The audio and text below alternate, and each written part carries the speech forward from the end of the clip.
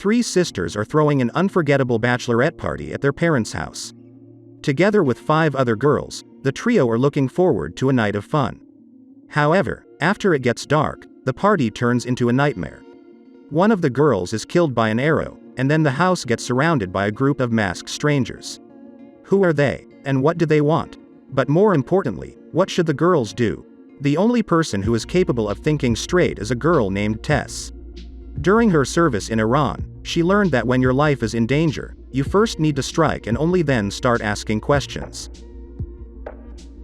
In American and European cinema, there is no lack of mainstream filmmakers that started out as independent creators with their distinctive signature style. They were making provocative festival films, until at some point, bam! They signed a studio contract. At first glance, it appears that LaBute is one of them.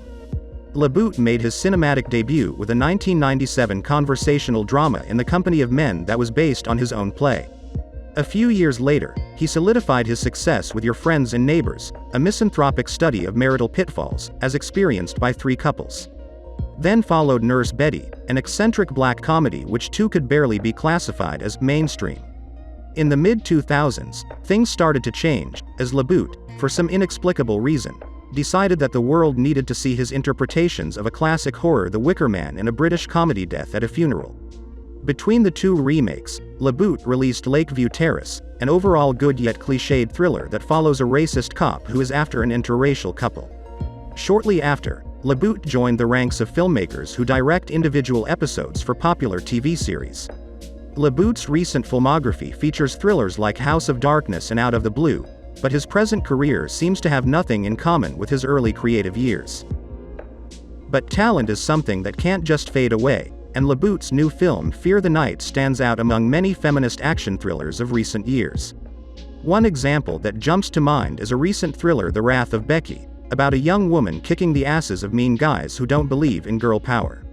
What makes Fear the Night so much better is that it's realistic and down to earth. It reveals LaBute's fascination with human relationships. The director is great at creating minor personal traits and behaviors that breathe life into stereotypical characters. And this is extremely important, seeing that a real, flesh and bone person is way more interesting to watch than an idealized superhero.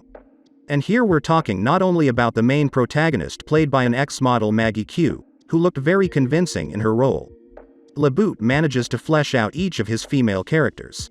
They're not just a screaming flock of dumb, faceless victims, or, as the latest trend goes, a triumphant company of unbending, fearless sisters. In Fear the Night, each female character has her own unique personality that eventually defines her fate. A film that comes to mind is The Descent by the great Neil Marshall, who doesn't merely show us the female protagonists fighting monsters, but also explores the dynamics between the women. Fear the Night is a far cry from The Descent, though. It's not vibrant, deep, or original enough. It's the kind of movie you get when a really good director picks an inferior project. LaBute tried to make the most of it, in terms of storytelling, suspense, and action. And he did so, not so much because he was passionate about the story, but mainly because it's his modus operandi. For a talented and professional filmmaker, it's the only way to make movies.